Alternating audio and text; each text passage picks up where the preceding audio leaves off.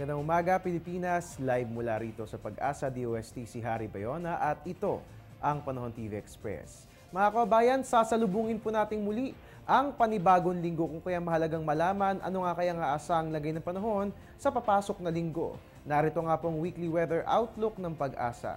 Sa Lunes, November 25, asahan po ang gradual improvement sa lagay ng panahon sa Eastern Visayas at Mindanao dahil by then ay wala na po ang low pressure area.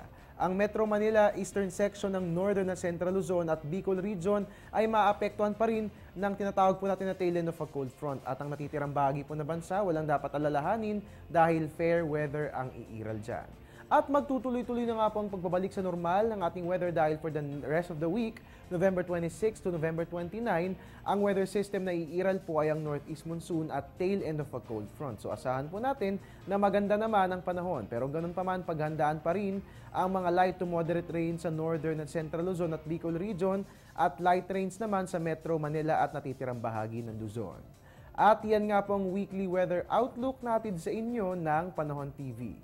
Magbabalik po ang ating ulat panahon makalipas ang isang paalala. Teng, ang package. Ma'am, sabi ng Air 21 on the road na. Ano, Teng? Ang package. Ma'am, sabi ng Air 21 na receive na. Okay, very good. Basta padala, sagot ka ng Air 21. May real-time delivery updates via text para worry-free ka. Teng, ang package, napadala mo na? Yes, ma'am, sa Air 21. Sa Air 21, sagot ko, padala mo! At mga kababayan, extended po ang relief drive ng Air 21 at Panahon TV kung kaya tayong lahat ay makiisa at tulungan po natin ang ating mga kapwang nasa lanta ni Bagyong Yolanda. Tayo nga po ay tumatanggap pa rin ng mga luma pero magagamit pang damit, ganun din po mga ready-to-eat food, bottled water, and of course mga gamot para sa ubot-sipon, lagnat at sa diarrhea.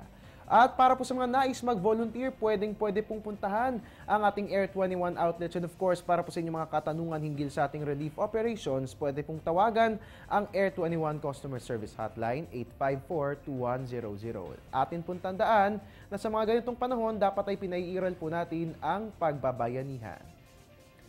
At iyan po muna ang latest mula rito sa Pag-asa DOST. Manatiling nakatutok, dito lamang po yan sa Telebisyon ng Bayan para inyo nga namang malaman ang weather updates natin sa inyo ng Panahon TV kung saan walang pinipiling panahon ang pagbibigay impormasyon. At your service po ni Weatherman, Harry Bayona, nagpapaalalang tiwala lang may tamang panahon ang bawat pagkakataon. Diyos maray na aga sa Indoga Boss.